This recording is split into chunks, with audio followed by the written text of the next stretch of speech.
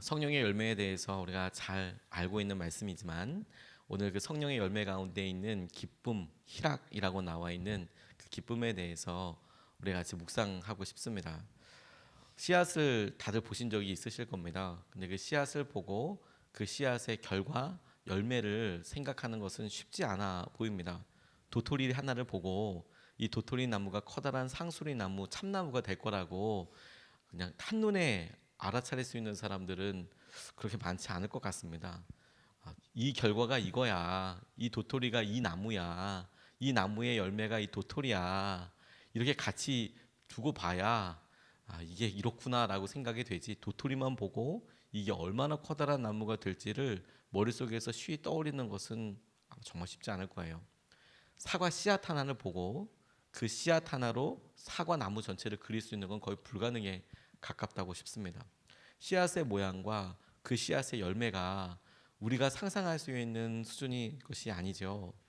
성령의 열매라는 것을 우리가 묵상하고 그 가운데 기쁨이라는 것을 생각하게 될 때 우리가 기쁨을 느끼게 되는 이유, 기쁨의 원인에 대해서 가만히 묵상해 보면 볼수록 우리가 생각하는 것보다 훨씬 더 다양한 방법으로, 다채로운 방법으로, 심지어 우리가 상상할 수 없는 여러 과정들을 거쳐서 씌어진 기쁨의 이유와 원인들이 우리에게 기쁨이 되어서 누리게 되는 것이구나. 이렇게 이 말씀을 바라보면서 질문해 보게 됐어요.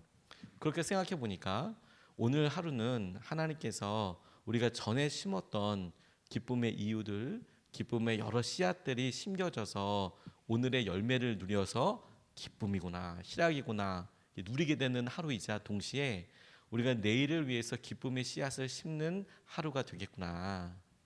오늘 이 본문 말씀을 통해서 그 주님이 말씀하시는 기쁨에 대해서 같이 누리고 싶습니다.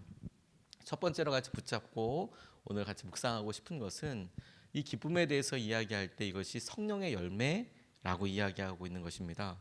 성령의 열매 22절 말씀에 보면 성령의 열매는 사랑과 희락과 화평과 인내와 친절과 선함과 신실과 온유와 절제입니다. 이런 것들을 막을 법이 없습니다 라고 이야기하고 있습니다. 성령의 열매로 등장하는 9가지 성품들이 다 하나하나 의미 있고 또 하나하나 묵상해 볼 만한 일이지만 그 중에서도 이 성령의 열매 9가지를 나타내는 여러 설명이 성령의 열매라고 표현이 될 때 성령의 열매들은 9가지가 있다라고 이야기한 게 아니라 성령의 열매가 사랑과 기쁨과 이렇게 쭉 9개가 나와 있는데 이 성령의 열매가 한 가지 단수라는 표현으로 쓰여집니다. 무슨 말이냐면 성령의 열매가 하나인데 이 성령의 열매는 사랑으로도 기쁨으로도 이렇게 나타난다는 것이죠. 그런데 이것이 우리에게 이런 질문을 혹은 적용을 가능하게 하더라고요. 우리가 콩 심은데 콩 나오고 팥 심은데 팥 나는 거 잘 알고 있지요. 콩을 심었는데 팥이 난다고 생각할 수는 없지 않겠습니까? 그런데 성령의 열매라고 이야기하고 계시는 거예요. 그러니까 성령님께서 하신 열매, 저는 이 말씀이 제게 굉장히 중요한 도전이고 의미가 됐어요. 제가 열심히 하고 제가 무언가를 해서 나타나는 결과들, 열매들은 팥이 팥나듯이 저의 열매라고 할 수밖에 없을 것이고, 근데 성령님께서 우리 가운데 행하셔서 성령님이 하신 대로 나타나게 되는 결과들이 성령의 열매가 되겠구나. 굉장히 단순하게 적용해 보게 되었습니다. 우리가 기쁨에 대해서 묵상할 때에도 내가 무언가를 막 열심히 해서 그 열심히 했던 어떤 결과로 인하여서 기쁨을 누리는 것들도 있겠지만 성령의 열매로서의 기쁨은 내가 무언가를 해서 느끼는 만족과 보람의 차원을 넘어서는 성령님께서 우리 가운데 주도해 가시고 인도해 가셔서 우리에게 누려지게 되는 결과이고 그것은 우리가 상상할 수 없는 놀라운 기쁨이 되겠다 이렇게 깨달아졌어요. 제가 고사리 교회에서 담임을 할 때 화단을 정리했었습니다. 교회 앞에 조그만 화단이 있는데 그 화단에 전임 목사님께서 국화도 심어 놓으시고 저는 잘 모르지만 여러 가지 것들을 많이 심어 놓으셨어요. 평소 때 그런 거 잘 모르고 도시에서만 지내다가 그거 관리도 하게 되는데 어느 날은 열심히 이렇게 나름 열심히 이렇게 하고 있는데 반짝반짝 예쁜 유리 조각이 그 안에 나오더라고요. 일부러 심어 놓았을 것은 아닐 거고 아마 분명히 지나가는 사람들이 어떻게 하다가 혹은 공사하다가 어떤 실수로 거기 안에 깨진 병 유리 조각이 들어가 있었던 거겠죠. 오래돼 가지고 마모돼서 정말 보석처럼 빛나더라고요. 근데 그래봐야 깨진 유리 조각이죠. 100년을 묵혀 있어도 1000년을 묻혀 있어도 그것에서 무엇이 나거나 하지는 않습니다. 하지만 시골에서 이렇게 보니까 정말 눈만 싹 돌리고 이렇게 보면 풀이 막 엄청나게 나와 있는 거죠. 그 씨앗이 보이지도 않는데 눈만 돌렸다가 이렇게 나오면 비만 한번 왔다가 다시 보면 엄청난 결과들이 있는 거예요. 아, 이게 참 되게 놀랍구나. 생명은 그것이 보이던 보이지 않던 간에 우리가 인식하던 우리가 그것을 알던 모르건 간에 와, 이 결과와 열매가 놀랍구나. 하지만 아무리 아름다워 보여도 그것이 그냥 죽어져 있는 거라면 100년이건 1000년이건 만년이건 유리 조각은 그냥 유리 조각이 되겠구나. 우리 삶에 우리가 간절히 원하고 열망하고 소원하는 것이 있을 수 있죠. 그게 우리 삶의 중요한 동기가 되기도 하고 힘이 되기도 합니다. 근데 하나님께서 우리에게 주시고자 하시는 기쁨의 분량과 기쁨의 이유들은 우리의 어떠함에 그냥 매여 있지 않습니다. 성령님께서 하시는 과정과 성령님이 하시는 일을 통해서 드러나게 되는 것이죠. 그런 의미에서 여러분, 우리가 생각하는 과정을 뛰어넘을 수가 있어요.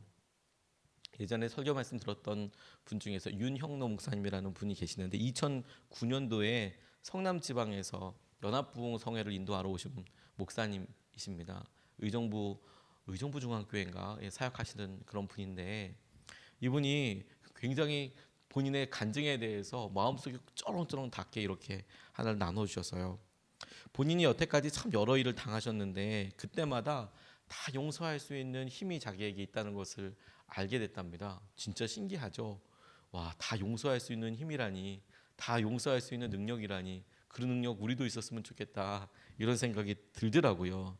근데 그렇게 된 이유와 원인이 너무 놀라웠어요. 누구에게나 가장 축복받아야 될 결혼식 날에 본인의 결혼식에 축의금을 이렇게 받는데 수부로 그 접수하는 수부로 형님한테 그 축의금을 맡겼다는 겁니다.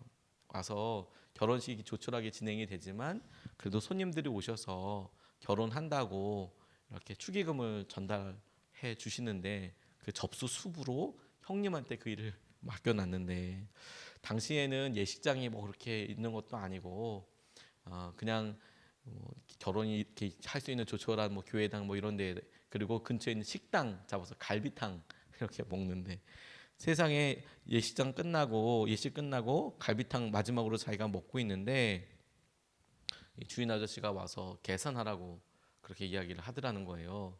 무슨 소리인가 이렇게 보니까 수부로 도와주던 형이 축의금을 다 모아서 도망가 버린 거예요. 그걸 싹 모아서 그냥 갖고 가버린 거예요.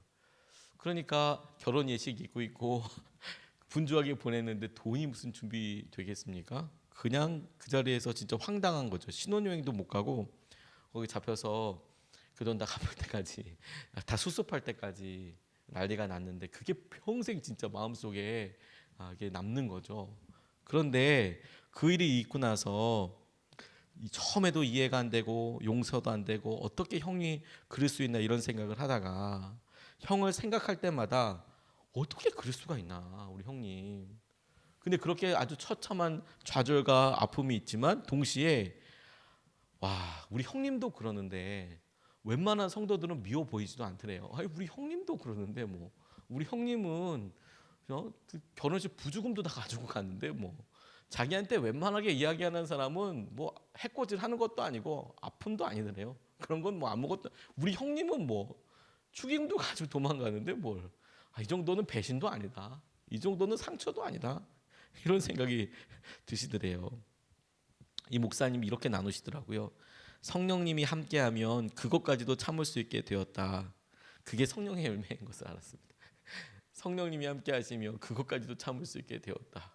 근데 제가 주목했던 관점은 뭐냐면 아마 이 윤 목사님한테 본인이 선택하라고 이야기한다면 그런 과정을 선택하고 싶지는 않았을 거예요. 성령의 열매 중에 어떤 인내나 절제나 오래 참음이나 이런 것들을 얻기 위해서 그런 상처나 형님의 이런 말도 안 되는 일을 겪고 싶지는 않았을 겁니다. 근데 지나놓고 나니 그 일이 성령님께서 하시는 중요한 성품 중에 하나가 되어 있더라라는 것이죠. 기쁨도 그렇지 않겠습니까? 우리가 하나님 오늘 이번 주에 우리가 하고 있는 이런 프로젝트들이 해결이 되고 우리 자녀들 또 같이 우리 인터넷으로 예배드리시는 분들 중에서 우리의 건강이 아픔이 치유되고 해결되면 정말 기쁘죠. 근데 그것에서만 기쁨의 이유가 있는 것이 아니라 성령님께서 우리에게 행하고 계시는 이 과정들 속에서 주님이 하시는 일들이 있다니까요. 성령의 열매, 그게 기쁨이라고요. 그런 의미에서 두 번째 같이 붙잡고 기도하고 싶은 것은 하나님의 기쁨이 나의 기쁨이 되었으면 좋겠다 싶습니다. 하나님께서 기쁨이라고 여기시는 것이 나의 기쁨일 수도 있으면 좋겠다. 다시 한번 22절 23절 말씀을 읽어보면 성령의 열매는 사랑과 기쁨과 화평과 인내와 친절과 선함과 신실과 온유와 절제입니다. 이런 것들을 막을 법이 없습니다. 이렇게 나와 있는데 기쁨의 이유를 성령님이 하신 일에서 찾는다면 우리가 생각하는 기쁨과 성령님이 기쁨이라고 여기시는 것이 다를 수 있겠다라는 생각이 들었어요. 우리가 마치 우리 자녀들을 보면 자녀들이 기쁘다고 생각하는 것과 부모들이 기쁨이라고 생각하는 것이 언뜻 다를 때가 있거든요. 우리가 보기에는 고난이라고 여겨지고 그리고 이게 이런 기간이 어떻게 필요하나 싶지만 그런데 하나님께서 보시기에는 그게 꼭 필요하다고 볼 수 있지 않겠습니까? 저희 아이들이 시험 같은 걸 왜 만들었는지 모르겠다고 그렇게 너털 웃음과 함께 웃음도 아니고 막 짜증과 함께 시험은 도대체 누가 만들었는지 모르겠다고 그렇게 이야기하는 것을 들었어요. 뭐 시험이 필요하다 이렇게 논하고 싶은 게 아니라 제 마음속에 그 이야기를 듣고 나면 그래 뭐 시험이라는 것이 어떤 사람의 능력을 평가하기 위해서 학업을 평가하기 위해서 필요한 과정인데 방식이야 여러 방식이 있겠지만 제가 한 가지 확실한 것은 뭐냐면 그래 그렇게 스트레스도 받고 어려움도 있어 보이지만 그게 다 지나가면서 네가 성장하는 과정이란다.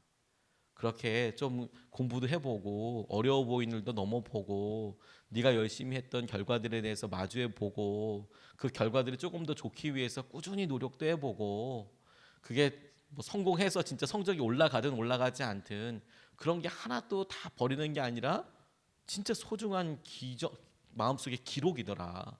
그런 거 다 통과하고 나면 어느 순간에 삶에 있어서 더 중요하게 자기가 마주해야 될 때 도망가고 싶을 때도 그냥 그럴 수 있겠다라고 점점 더 마음의 힘이 근육이 커지는 거더라. 꼭 필요한 거더라. 그래서 아이들이 막 시험에 대해서 격려하고 이게 뭐야 짜증내는 것과 똑같이 동의해주지 않고 그래 힘든 건 알겠는데 너한테 그게 꼭 필요할 수 있을 것 같아.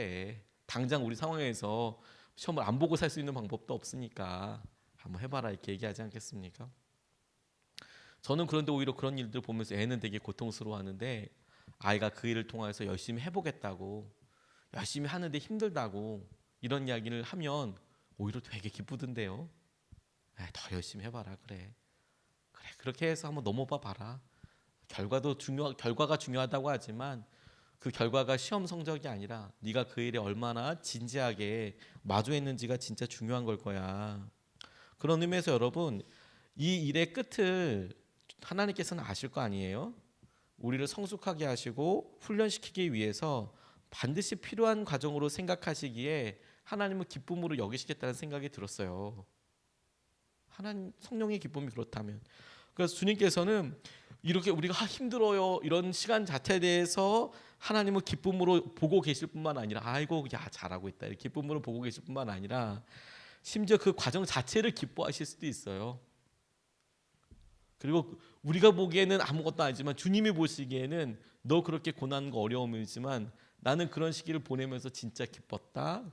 그리고 우리가 나중에 주님 만나는 날에 우리는 민망하고 우리는 알지 못하지만 주님께서는 당신께서 흠양하시고 기뻐하셨던 열매를 우리의 고난과 우리가 이해하지 못했던 사건들을 통해서 이것이다라고 이야기하실 거라는 거예요.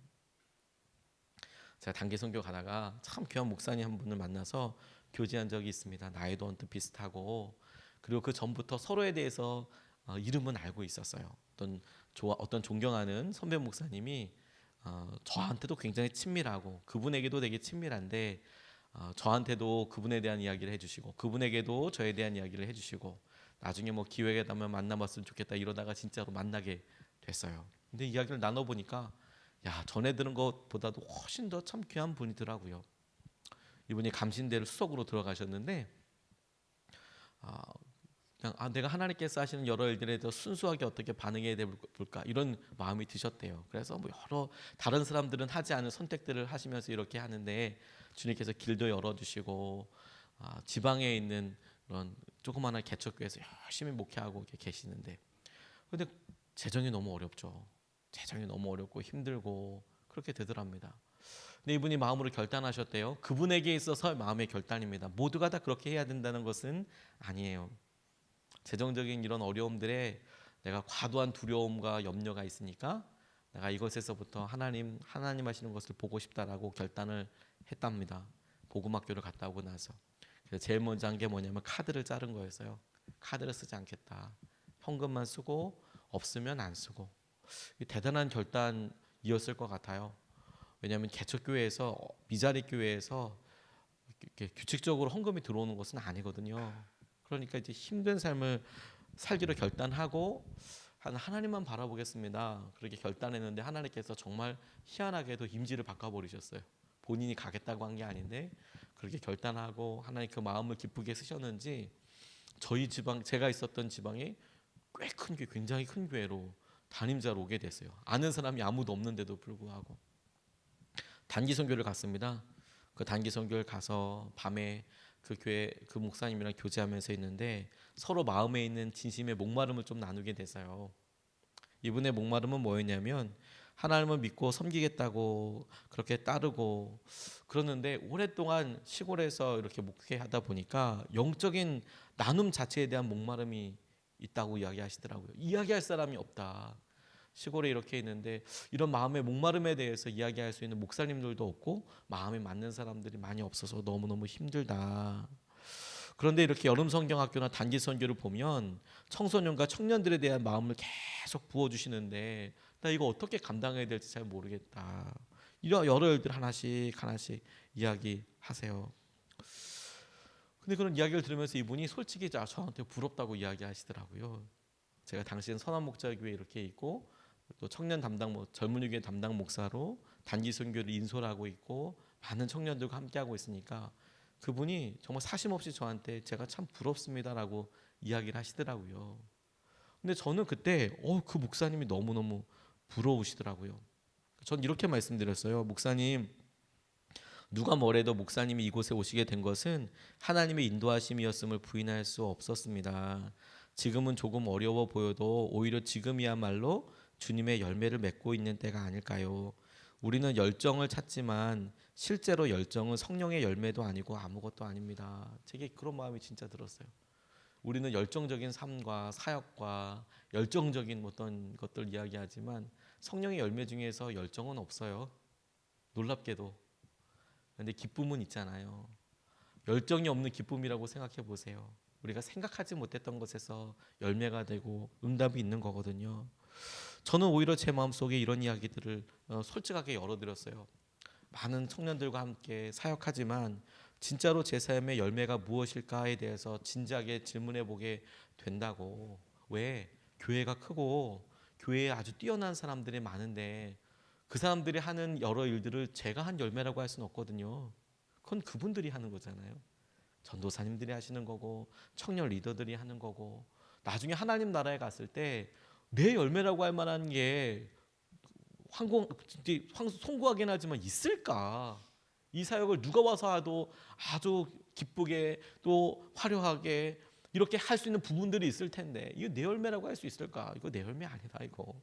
이건 다 앞서 있는 선배 목사님들이나 동력자들이 열심히 해서 있는 것이지 내가 열매라고 할 수 있을 만한 게 없는 것 같다. 그런데 목사님을 가만 보니까 오랫동안 이렇게 순종하고 주님을 이런 마음으로 사랑하고 그러면 지나고 난 다음에 이런 게 진짜 열매 아니겠냐. 주님께서 보시기에 착하고 충성된 종이라고 말할 수 있는 그런 거 아니겠냐. 저는 오히려 제 마음속에서 그런 걸 알려드렸어요. 단기 선교 준비하면서 사역을 하면서 어떤 때는 관계도 어렵고 어떤 때는 저 스스로가 생각할 때 내가 날 싫어하나? 이런 생각이 들기도 하고 그런데 목사님 나중에 우리 천국 가서 예수님 만나면 그분께 열매만 드릴 거잖아요. 저는 오히려 외형적인 것을 보고 안심했던 것은 아닌지 생각하니까 이곳에서 순종하고 계시는 목사님이 정말 부럽습니다. 제가 그 말씀 드렸어요. 목사님은 나중에 미국에 가서 지금 미국에서 목회하고 계시는데요. 하나님께서 삶을 계속해서 선하게 이끌어 가시더라고요. 그런 갈망과 은혜를. 여러분, 오늘 우리가 이번 한 주를 열면서 우리 안에 우리가 기쁨의 이유라고 생각하는 것들이 있습니다. 저는 그게 틀렸다고 이야기하고 싶지는 않습니다. 주님, 그게 이루어지면 제가 정말 기쁠 것 같아요. 행복할 것 같아요. 그럴 수 있겠죠. 또 그렇게 이루어지기를 원합니다. 그런데 여러분, 그렇게 기쁨의 이유를 찾는다면 우리가 오늘 누릴 수 있는 기쁨은 몇 개 안 될 수도 있어요. 혹은 없을 수도 있습니다. 그런데 여러분, 믿음의 눈을 떠서 성령님 우리 가운데 어떤 일 하고 계시지? 성령님 우리 가운데 기쁨이라고 여기는 것이 무엇이지? 그리고 그 기쁨이 나의 기쁨이 되게 해달라고, 나도 그렇게 보여지게 해달라고, 나도 그 기쁨을 깨닫게 해달라고, 그 과정에 나도 참여하게 해달라고 그렇게 기도 제목을 바꿔보면 하나님께서 오늘도 우리를 보시기에 기뻐하실 그 기쁨의 순간들마다 우리도 놀라운 기쁨으로 주님 앞에 화답할 수 있을 거예요. 오늘 그런 기쁨과 은혜가 저와 여러분 가운데 함께 하시기를 주님의 이름으로 축복합니다. 오늘 두 가지 말씀을 같이 나눴습니다. 기쁨이 성령님의 열매더라. 성령께서 하시는 일에 대한 결과이더라. 두 번째로, 그렇게 성령님의 기쁨, 하나님의 기쁨이 나의 기쁨이 된다면 오늘 내 삶 속에 기쁨이 정말 충만할 것이다. 주님 보시기에 그렇게 기쁘고 아름다운 일들이 내게 넘쳐나게 될 것이다. 이것을 붙잡고 두 번 나눠서 기도하겠습니다. 첫 번째 기도는